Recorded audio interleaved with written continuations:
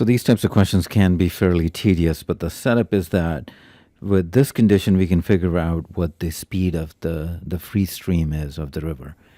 And so if we call Sneha's speed is 6 kilometers per hour, so let's say if x kilometer per hour is the speed of the stream. So if she's going downstream, then her speed would be 6 plus x, and she is going a distance of 14 kilometers. So the time taken would be 14 over 6 plus x. If she's going upstream, her speed would be reduced by that amount. And what we're told is that it takes 48 minutes more to go upstream. So that quantity would be equal to this plus 48 minutes. Now I'll convert everything into an hour, because here this speed is in kilometer per hour. So that's my equation that will give me what x is. So now it's a question of how quickly we can solve this. Can we guess an answer? 48 over 60. So let me reduce that. 6, 8, 10. So 4/5. And then I can divide by 2. That's 2/5. Factor out a 7. So I'm kind of doing a bunch of things at the same time. And that's kind of what you have to do to save time in the exam. So that becomes 14x. And then I can knock this 2 out. So I get 7x times 5. That's 35x. So I'm expecting x to be a nice number. X squared plus 35x. Yeah, I can see that this will factor to x 36 and x minus 1. X needs to be positive, so the solution is 1. If you want to be extra careful in the exam, you can just plug it back in to check if this works out. That 48 over 60, that's 2/5.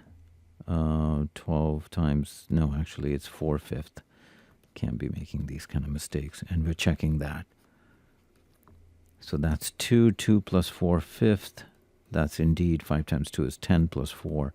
That does work out. So this is just if you want to be extra careful. So x is 1, the stream speed. So now we're told that Rita takes a total of 100 minutes. So that's 100 over 60, or 5/3 of an hour. So her speed is 5 kilometers per hour. So if the distance, so I'm going to actually call each leg d over 2. So that way, when I get d is the total distance, because it's back and forth.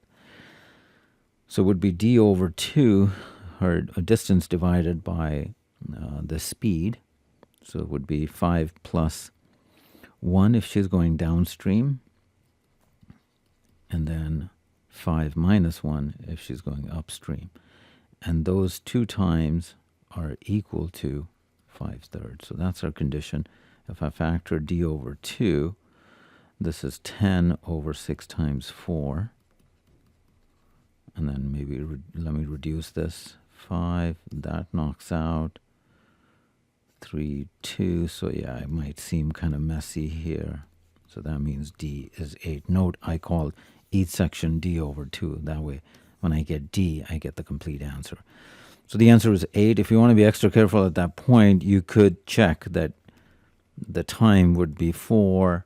You're essentially saying 4 over 6 plus 4 over 4, which is 1 plus 2/3 of an hour.